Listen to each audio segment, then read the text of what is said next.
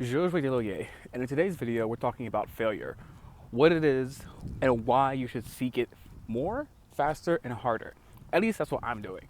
So, first of all, what is failure? The dictionary would say that failure is the lack of success.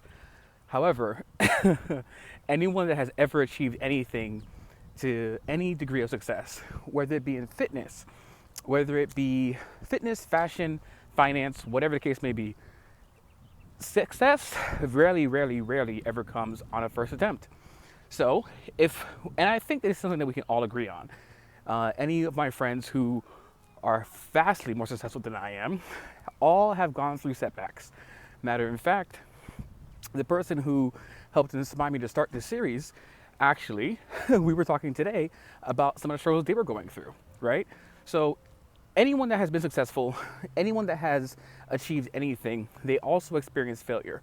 So if we know that success only comes at the risk of failure, then we should embrace it, in my opinion.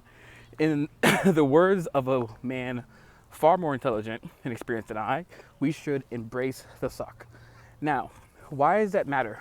Well, if we understand that failure is a necessary byproduct of success, typically for the average person, it ends up being very painful, right? Oh no, what will they think of me if I make a mistake, if I stutter, if I do XYZ thing negative here? So, for most people, that negative thing ends up precluding them, preventing them from taking action. Now, what if we were to switch it?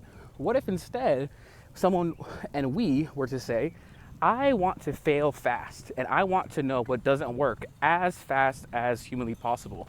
How would that change things? Well, number one, it would make it where we would be far less reluctant to actually try, right? Because many people never even try, never even start because of the fear of failure.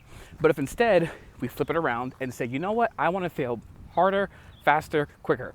So for example, this 30 video series is going to be me working with a 30-pound pack while talking about various topics. Don't know what they're going to be all about yet, but trying to exercise and practice what I preach.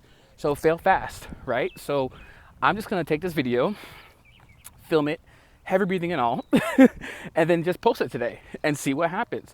Because I understand that for me to become successful, I'm probably going to have to go through failure. I'm going to probably post this video and no one's going to see it. But if I were to become a successful YouTuber and creator, what's going to happen is that I have to have many a video that I post that no one sees. Mr. Beast talks about that all the time. And then as well, to give an example from a different area in which I've had some moderate level of success, that of fitness, at my heaviest, I was a total of 245 husky pounds.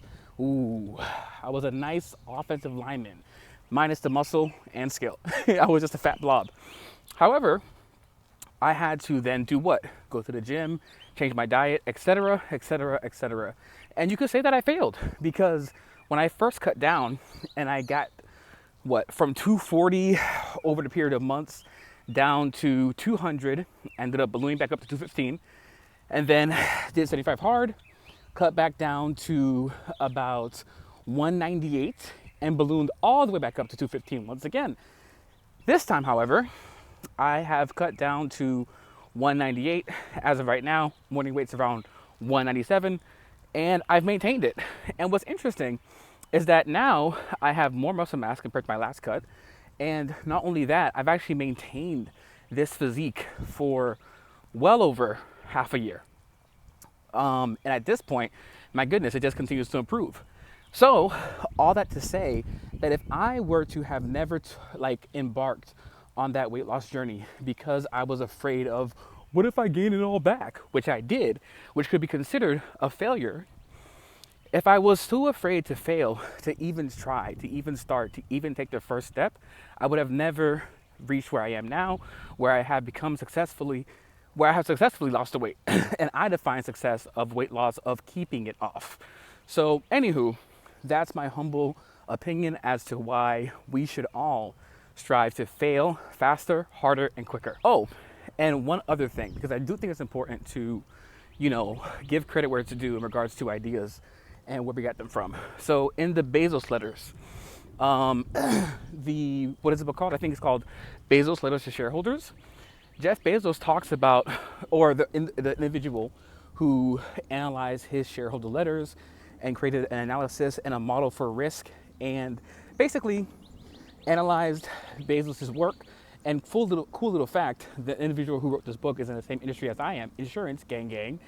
But he talks about how risk is viewed by Bezos as a necessary requirement of business. And when you think about risk in business, the main risk is failure or financial loss. So with that being said, that's just another point as to why it's actually better to fail faster, harder, and quicker.